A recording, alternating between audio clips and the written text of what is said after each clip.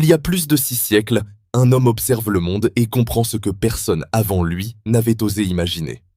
Les sociétés obéissent à des lois, comme la nature. Son nom, Ibn Khaldoun, né à Tunis en 1362, diplomate, juge historien et philosophe. Il écrit son œuvre majeure, la Moukadima, en 1377, isolé dans une forteresse du désert algérien. Ce texte, censé n'être qu'une introduction à une histoire universelle, devient l'un des livres les plus visionnaires de tous les temps. Dans la Moukadima, Ibn Khaldoun explique que les civilisations naissent, grandissent, atteignent leur apogée, puis déclinent, comme des organismes vivants.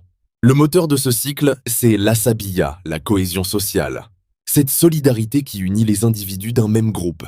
Forte chez les peuples nomades, cette cohésion leur permet de conquérir les États sédentaires, devenus faibles et corrompus. Mais une fois au pouvoir, ces conquérants goûtent au luxe, perdent leur unité, et la décadence commence. Ainsi, selon Ibn Khaldoun, la prospérité porte toujours en elle les germes de sa chute. Il étudie aussi l'économie, affirmant que toute richesse vient du travail humain, et que des impôts modérés stimulent la production, tandis que les excès fiscaux détruisent la prospérité. Des siècles avant Adam Smith, il pose les bases de l'économie politique. Ibn Khaldoun distingue aussi 2 modes de vie. Les nomades, unis, courageux, moralement forts, et les sédentaires, civilisés mais fragilisés par le confort.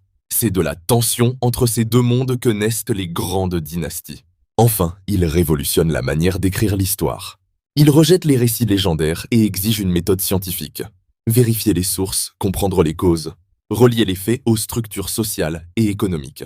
Pour lui, l'histoire est une science du fonctionnement humain, pas une suite d'anecdotes. Dans sa vision globale, la religion, le climat, la géographie, la psychologie collective et l'économie s'entrelacent pour façonner la destinée des peuples.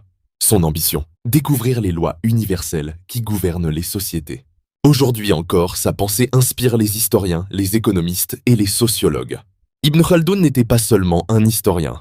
Il était le premier à comprendre les mécanismes invisibles qui dirigent l'histoire.